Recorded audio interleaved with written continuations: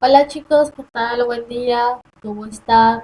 Espero que se encuentren bien, de salud, en unión de sus familias, cumpliendo los protocolos de sanidad, como ya se ha mandado, ¿no?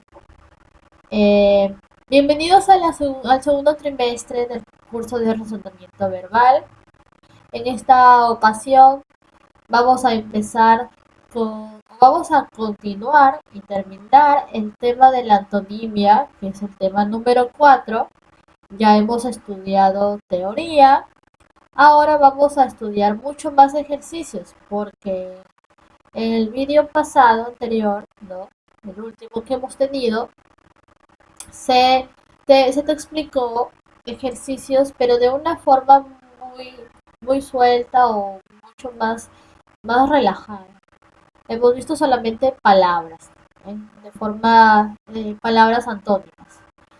Pero en esta vez te estoy trayendo, por decirlo así, los mismos ejemplos, pero ya utilizados en una palabra, en una oración.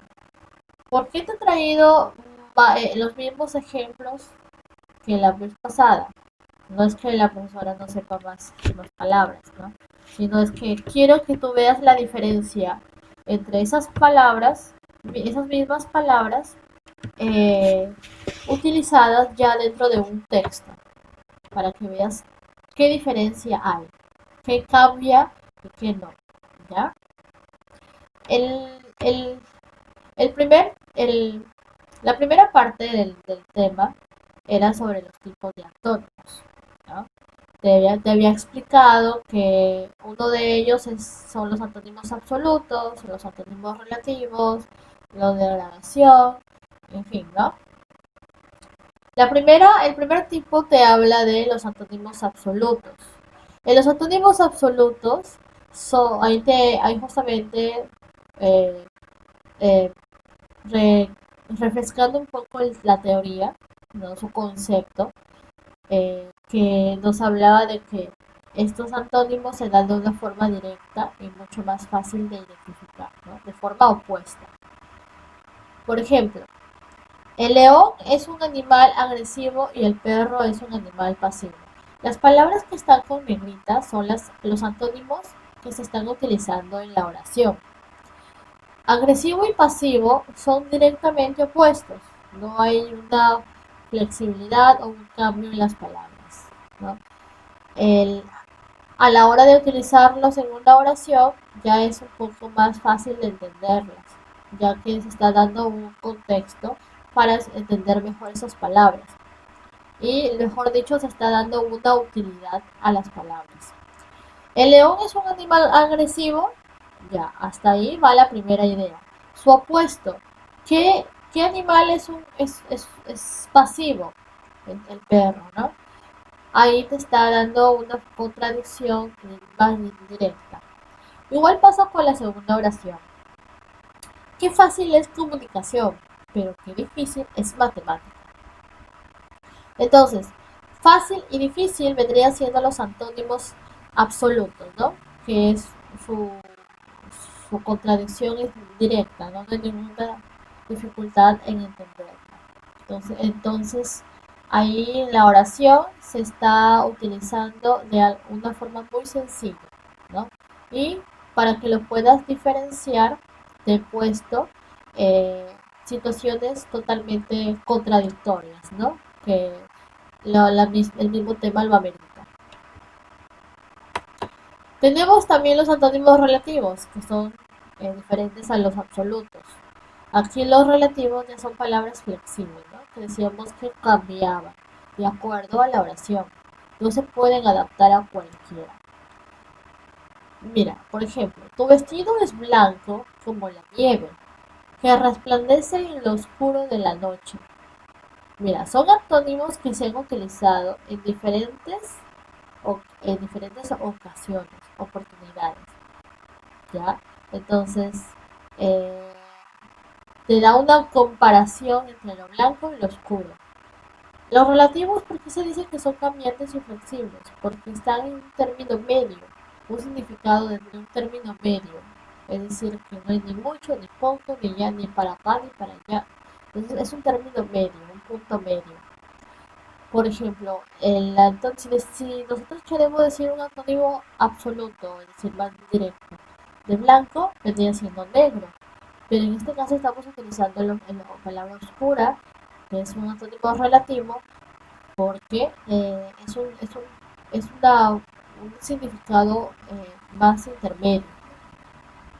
Lo mismo pasa con la segunda oración. El plátano es una fruta muy dulce y el rabanito una verdura desabrida. Por lo tanto, allí hay una contradicción, dulce y desabrido. ¿Ya?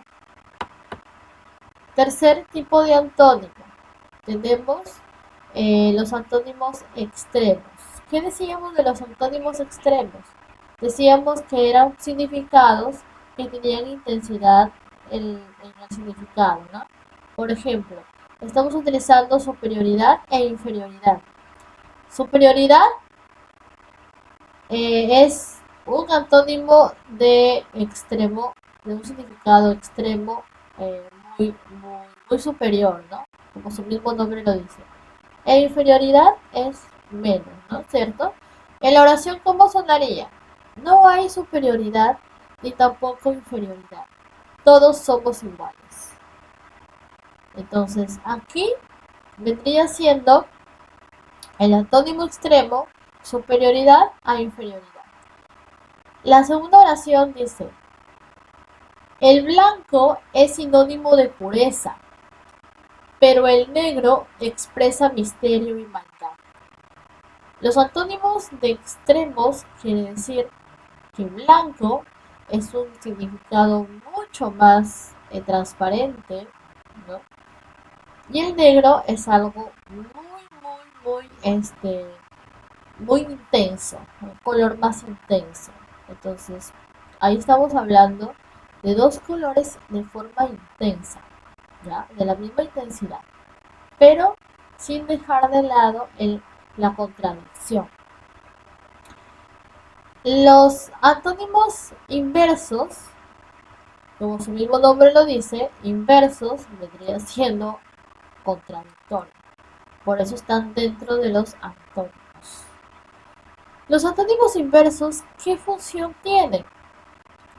Aquí dice que son ideas que su relación expresa totalmente algo opuesto. Es decir, dependiendo del uno y del otro para que cumpla la función de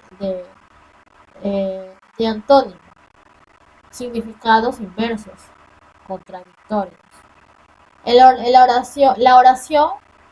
primera oración para este tipo de antónimo nos dice, el amor de Dios está lleno de misericordia, que cura cualquier vacío del corazón. Lleno y vacío. Lleno es eh, una, una palabra totalmente inversa de lo vacío.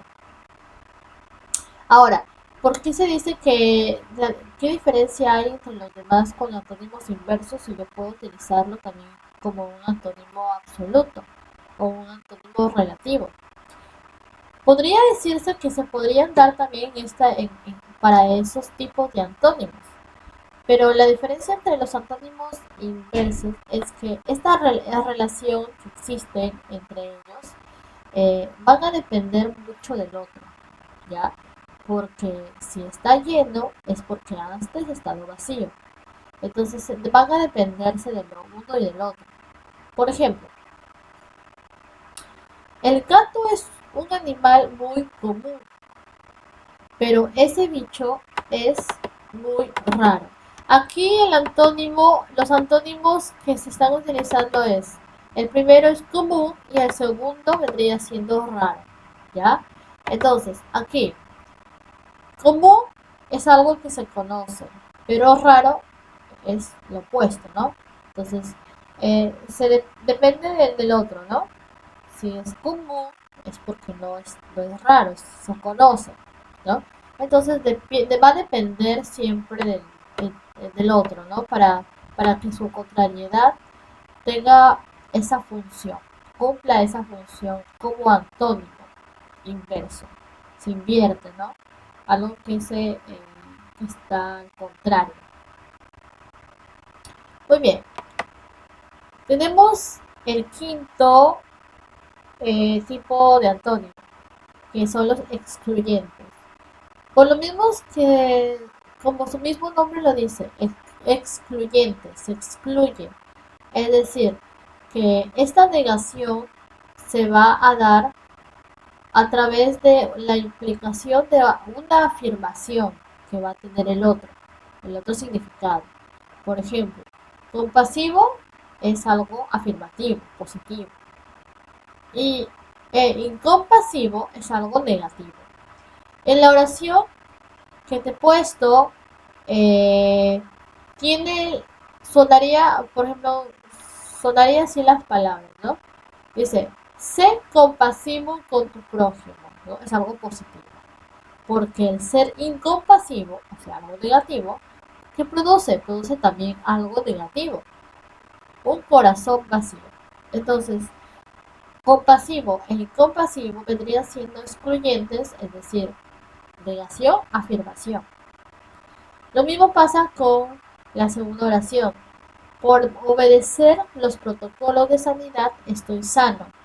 Tú no lo hiciste y por eso estás enfermo. Entonces, sano y enfermo vendrían siendo excluyentes porque hay una negación y hay una, perdón, o hay una negación y un algo positivo, ¿no? Entonces, esa es la diferencia, ¿sí? Las oraciones, las palabras utilizadas, los antónimos ya utilizados dentro de una oración o un texto, te ayuda a entender o a comprender mejor cómo es que te está, qué te está transmitiendo lo que el autor te está diciendo. Por ejemplo, si leemos un poema, en los poemas encontramos bastantes palabras que la cual no conocemos. ¿Por qué? Porque los poemas están escritos de una forma figurativa, como se dice por ahí, de una forma metafórica, ¿no? Los poemas, tanto poemas como obras literarias que están escritas de forma de versos, están escritas en forma de epopeyas, de églogas. Todo eso es a través de palabras figurativas, metafóricas, en la cual necesita bastante interpretación. Y es allí donde nosotros vamos a emplear nuestro amplio vocabulario de palabras, de significados de palabras. Y estos significados de palabras tienen que ver mucho con sinónimos y antónimos, ¿no? Porque a base de ellos nosotros vamos a poder entender todo texto que leamos.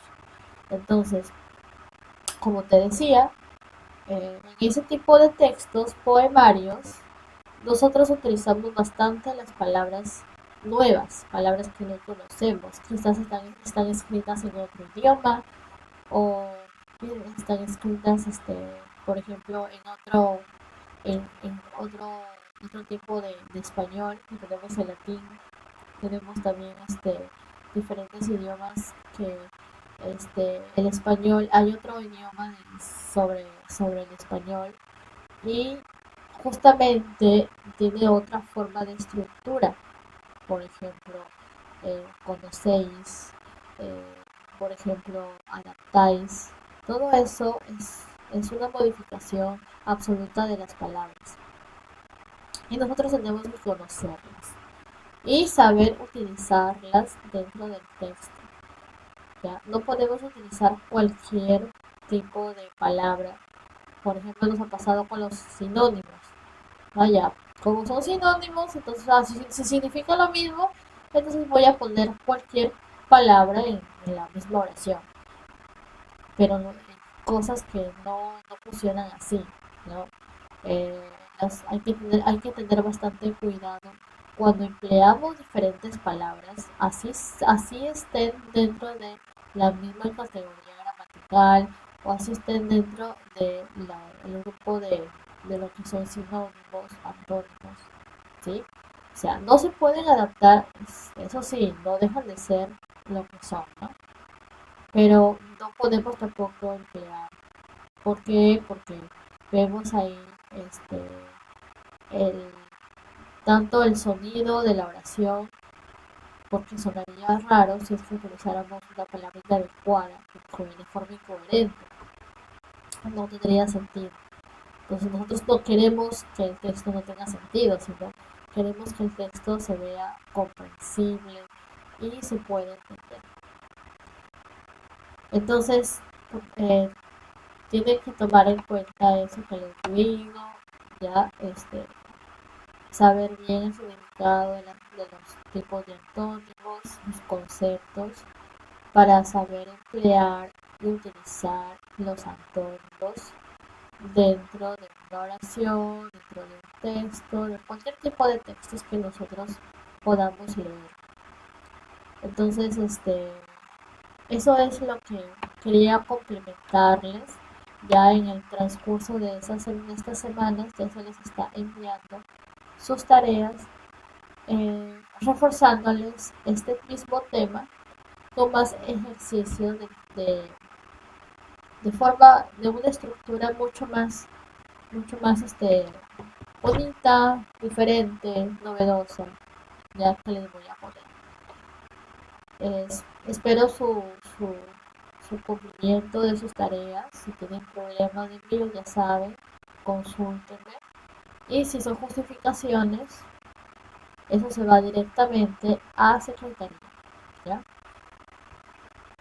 Y secretaría nos lo informa a nosotros y ya nosotros procedemos a justificar, ¿ya? Bien. Entonces, eso ha sido todo por hoy. Y nos vemos en la siguiente clase. Gracias por su atención y nos vemos. Cuídense.